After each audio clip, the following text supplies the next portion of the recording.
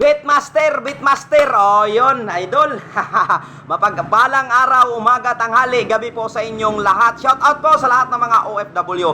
So ngayon mga idol, andito po ako ulit Sarangan Vlogger, no? So, pa-support mga idol. Maraming salamat po sa inyong lahat, no? At siyempre, gusto ko lang pong magpasalamat, no? Noong mga nakaraang buwan, no, June 8, nilindol po kami ng 7.8 magnitude. At ang daming mga content creator or mga vlogger na tumulong dito sa taga Glan Sarangani or General Santos City.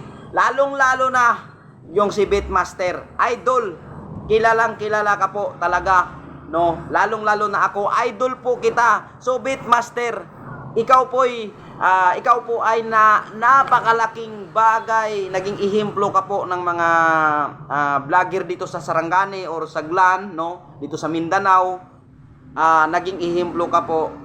Sana po kapag may makilala pa ng mga content creator na katulad mo po, sana ganun din sa ginawa mo dahil yung mga nakaraang buwan, nilindol po kami ng 7.8 magnitude. Isang vlogger po or content creator na pumunta po dito sa amin sa Mindanao, no? Siya po ay taga Cebu, Beatmaster po, no? So sino nakakaalam sa totoong pangalan ni Beatmaster, no? Shout out kay Beatmaster diyan, idol. Ako po ay isang tagahanga mo. So mga idol, pumunta po siya dito sa bayan ng Glan Sarangani, no?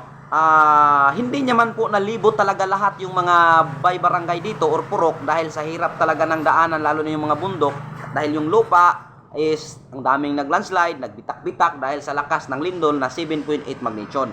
So ako mga idol, hindi po ako natulungan ni Beatmaster. Hindi po ako nakapunta nung andito siya. Pero nakikita ko po yung mga video ng mga small content creator dito, no, yung mga vlogger na taga dito sa amin sa Sarangani, nag-assist po sa kanya.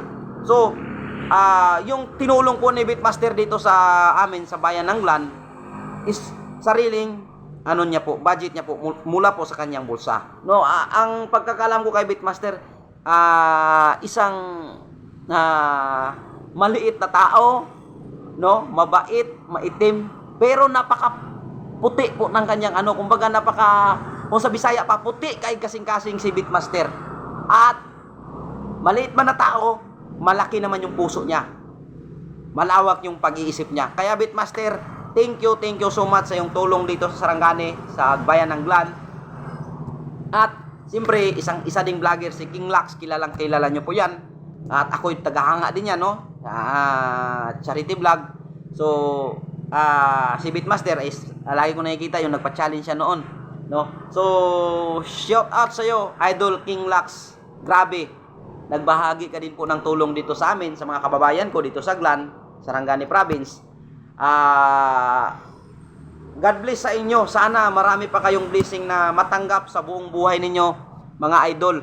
At ingatan ninyo ang inyong sarili kasi yan lang po yung puhunan natin, no? So ako po ay simpleng mamamayan dito sa bayan ng Glan Sarangani po, no? Ginawa ko lang po itong video na ito, hindi lang content, kung hindi, gusto ko lang pong sabihin, baka makita po nila ni Beatmaster at ni King Lax na isa po ako sa nagpapasalamat sa kanila mula sa bayan ng Glan Sarangani po, no? At siyempre yung mga sila Idol Ruben Padilla, no? Yung sila Lito Lapid, ayan, yung mga nasa politika, pumunta din sila dito, siyempre, no? Mga idol ko yan kaya Tano.